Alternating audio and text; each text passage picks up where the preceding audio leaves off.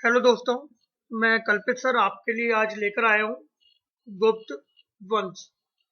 ये जो गुप्त वंश है, इसे भारतीय इतिहास का स्वर्ण युग भी कहा गया है। तो हम लोगों ने यहाँ पर गुप्त जो राजवंश है, गुप्त साम्राज्य है, इसको हम लोगों ने दो भागों में आप लोगों के लिए तैयार किया है। तो पहले भाग में मैं आप लोगों के लिए लेकर आया हूँ गुप्त वंश। तो गुप्त साम्राज्य जिसे बोला जाता है, गुप्त वंश, गुप्त राजवंश या गुप्त साम्राज्य हम इसे बोलते हैं।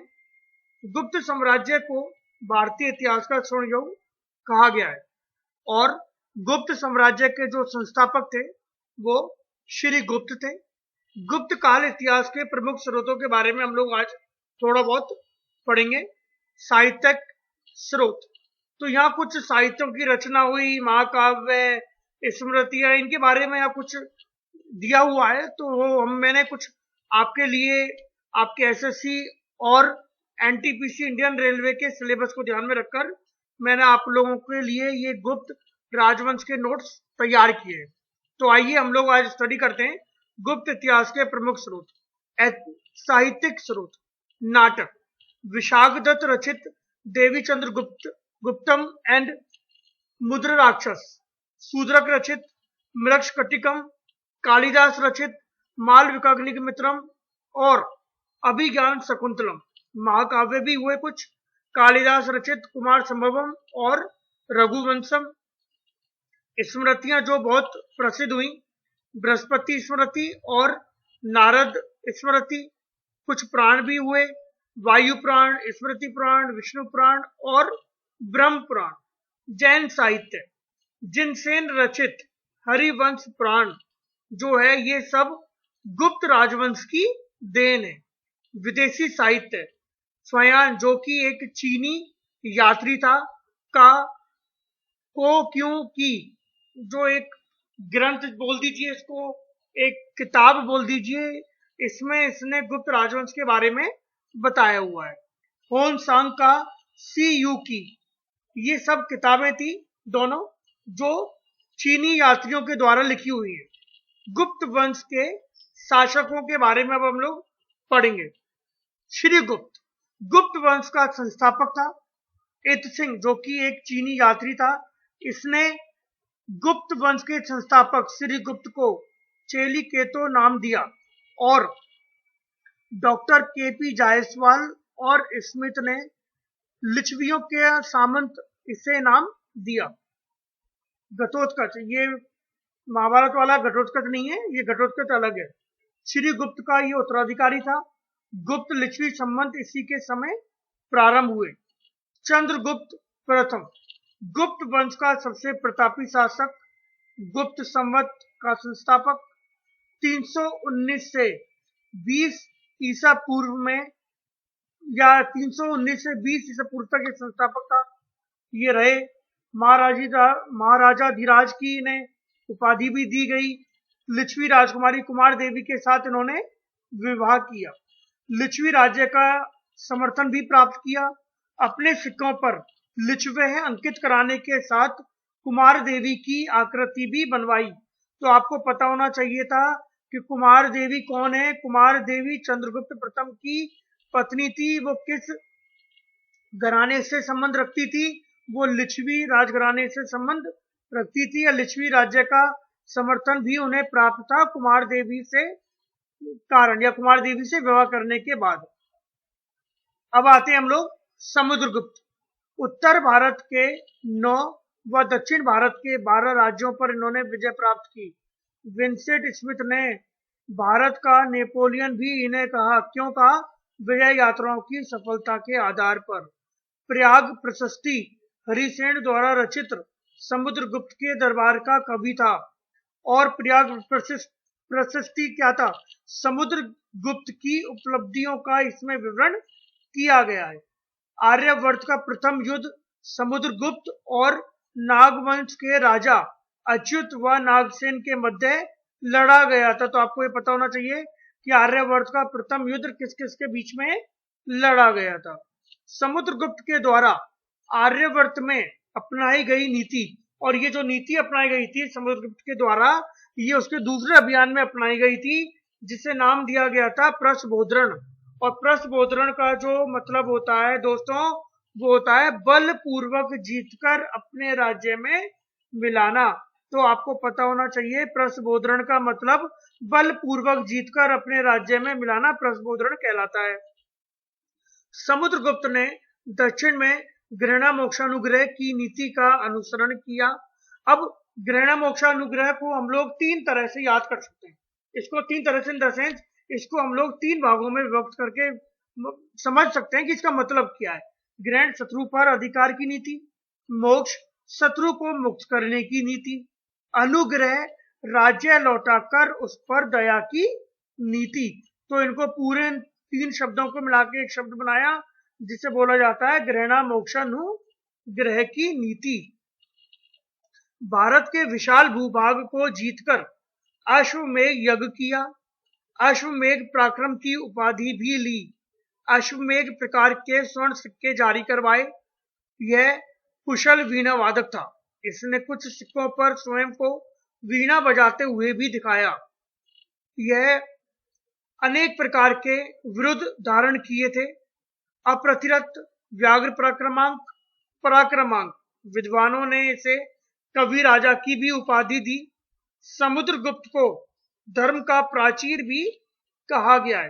तो आपको पता होना चाहिए कि धर्म का प्राचीर गुप्त वंश में किसे कहा गया है। तो आपका जवाब होना चाहिए समुद्रगुप्त को धर्म का प्राचीर भी कहा गया है। इसने बौद्ध विद्वान वसुबंधु को अपना मंत्री बनाया। अब आते हैं हम लोग चंद्रगुप्त द्वितीय, जिन्हें विक्रमादित्य के नाम से भी जाना गया है। इनके कुछ और अन्य नाम हुए जो बहुत फेमस थे, देवगुप्त, देवराज, देवश्री।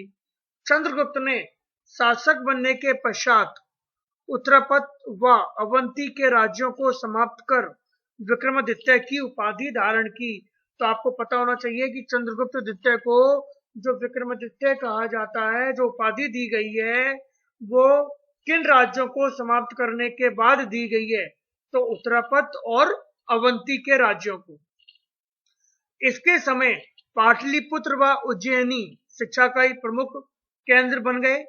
इसके दरबार में 9 विद्वान थे। तो कौन कौन विद्वान थे आपको नाम पता होने चाहिए। कालिदास, धन्वंतरी, बेताल भट्ट, अमर सिंह, वारामिहिर, वररुचि, गटकरपर, छपणक और शंकु। विवाह संबंध, नागकुमारी कुबेर नागा से विवाह किया। पुत्री प्रभावती का विवाह वाकाट नरेश रुद्रसेन द्वितीय से किया। कुंतल नरेश से वैवाहिक संबंध बनाए।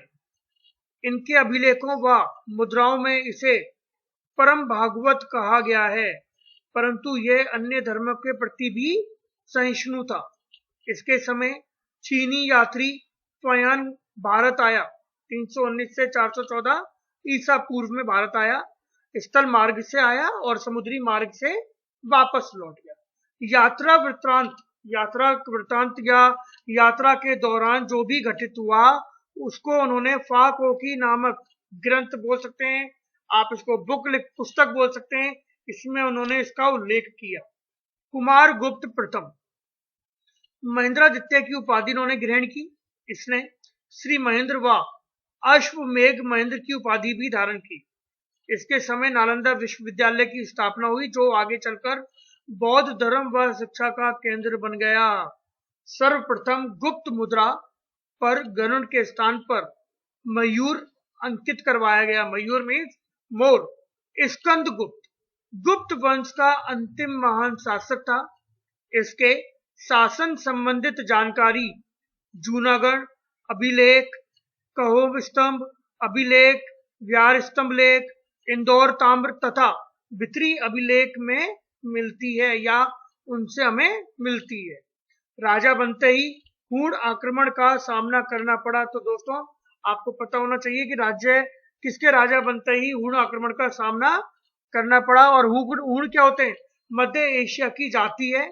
इसके प्रमुख आक्रांता जो थे वो तोरमार और मिहिर थे। स्कंदगुप्त का सबसे महत्वपूर्ण अभिलेख जो है वो भीतरी अभिलेख है, जिसे गुप्त वंश का वीर भी कहते हैं। इसके शासन की जानकारी इसमें मिलती है।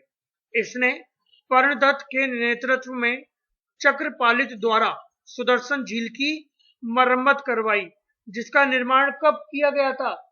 चंद्रगुप्त मौर्य के समय में उस झील का निर्माण किया गया था, लेकिन उसका पुनर्निर्माण अब करवाया गया था गुप्त वंश में। किसके द्वारा? स्कंदगुप्त के द्वारा। इसकी जानकारी हमें कहां से मिलती है? जूनागढ़ अभिलेख से मिलती है। स्कंदगुप्त ने 466 ईस्वी पूर्व में चीनी दरबार में एक दूत भेजा। परिवर्ती गुप्त शासक स्कंदगुप्त का निकटतम उत्तराधिकारी कौन था? पुरुगुप्त, जो कि स्कंदगुप्त का सौतेला भाई था। पुरुगुप्त ने केवल धनुर्धर प्रकार के सिक्के चलाए। गुप्त वंश का अंतिम शासक जो था वो विष्णुगुप्त था। गुप्तकालीन अभिलेख प्रयाग प्रशस्ति हरिसेन द्वारा रचित, मूलतः अशोक के कौशाम्बी स्तंभ पर उत्कीर्ण कराया गया था, बाद में इलाहाबाद के किले में उत्कीर्ण कराया गया। ब्राह्मी लिपि व संस्कृत भाषा की चंपू शैली में लिखित है। समुद्रगुप्त के जीवन व व्यक्तित्व से संबंधित है। बितरी अभिलेख गाजीपुर, जो कि उत्तर प्रदेश में है। स्कंदगुप्त द्वारा हुनों की पराजय तथा पुष्यमित्र के साथ युद्धों का वर्णन है। मंदसौर प्रशस्ति संस्कृत विद्वान वत्सभट्टी द्वारा रचित, एमपी में दसपुर में है, एमपी मध्य प्रदेश। विलसगढ़ स्तंभ अभिलेख कुमारगुप्त प्रथम का प्रथम अभिलेख है। बिहार का स्तंभ लेख जूनागढ़ अभिलेख, इसमें गुप्त संवत का भी उल्लेख है। कहोम का स्तंभ लेख, इसमें जैन तीर्थंकर की प्रतिमा स्थापित करने का वर्णन मिलता है। उदयगिरी शिलालेख, मानकुमर अभिलेख, तुमेन अभिलेख कुमार गुप्त, जो कि शरतकालीन सूर्य की भांति इसमें इनको संज्ञा दी। ऐरन अभिलेख एमपी के सागर में स्थित है। इसमें प्रथम बार सती प्रथा का अभिलेखीय साक्ष्य प्राप्त होता है। राजा गोपराज की मृत्यु व उसकी पत्नी के सती होने का उल्लेख ऐरन अभिलेख में किया गया है। दिल्ली में मेहरौली लोह स्तंभ में कुतुब मीनार के पास सक्षत्रप रुद्र सिंह तृतीय चंद्रगुप्त विक्रमादित्य की विजय का वर्णन है। तो दोस्तों, आज हम आपके लिए लेकर आए थे गुप्त राजवंश का एक छोटा सा पार्ट। अगले वीडियो में मैं आपको लेकर जाऊंगा गुप्त शासनकाल की तरफ। हमारे साथ आप बनिए रहिए। यूट्यूब पर इट्स सम सॉल्यूशन, टेलीग्राम पर इट्स सम सॉल्यूशंस के साथ आप हमसे जुड़ सकते हैं। आप ज्यादा से ज्यादा इस चैनल को सब्सक्राइब और शेयर कीजिए इस वीडियो को, ताकि आप लोगों के जो भी रेस्पॉन्स आएंगे वो मुझे मोटिवेट करेंगे आगे लेक्चर को बनाने के लिए। आप हमसे कांटेक्ट कर सकते हैं itsomesolutions@gmail.com।